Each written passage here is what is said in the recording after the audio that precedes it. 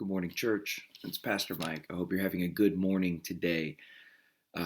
If you're like me, you can be sometimes discouraged by what we see going on in the world. We can see anger and violence just flooding our social media, flooding the news, flooding everything that we see around us. It can feel like things are getting worse and worse. We see war and the threats of war. We see violence and anger not just globally, but also within our own nation, within our communities, within families, parents against children, brothers against sisters, um, even within our church families. We can see threats and we can see tensions building, anger rising, and be nervous about what that means for the future of the church, especially for our witness in the world. So I have a word of hope from the prophet Zechariah, who knew what it was like to live in a hard time. Born during the exile and preaching to Israel during that time, still he spoke a word of peace. We read his words almost every year. In Zechariah 9, he says, "Rejoice greatly, O daughter of Zion. Lo, your king comes to you, triumphant and victorious, humble and riding on a donkey, on a colt, the foal of a donkey." Those words that we read during Holy Week, but it's the next verse that I think brings hope to us. And again, Zechariah knew troubled times, violent times, angry times. He says in verse 10 of chapter 9, "He will cut off this king that's coming. He will cut off the chariot from Ephraim and the war horse from Jerusalem. The battle bow shall be cut off, and he shall command peace to the nations." He commands peace. When Christ comes into our world, he doesn't call us to win every battle.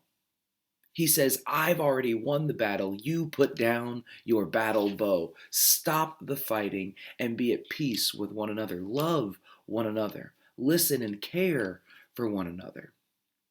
And if we wonder just how far that command of Jesus goes, if we say, well, sure, he says that here, but does he really understand the situations we're in, the battles we're fighting, and how holy they are? How far does that command really extend? Listen to this next phrase: "His dominion, his power to command peace, shall be from sea to sea, from the river to the ends of the earth." His peace is everywhere. His call is complete. It is for everyone, that we would be a people of peace, that we would stop fighting with one another, that we would listen to our differences and learn to love and respect one another. And as Christians, we are at the forefront of that culture war. May we be a people who fight with love and with peace, who listen and have compassion and empathy, that don't see every moment as an opportunity to be slighted, but instead see everything as an opportunity to show grace and mercy and love.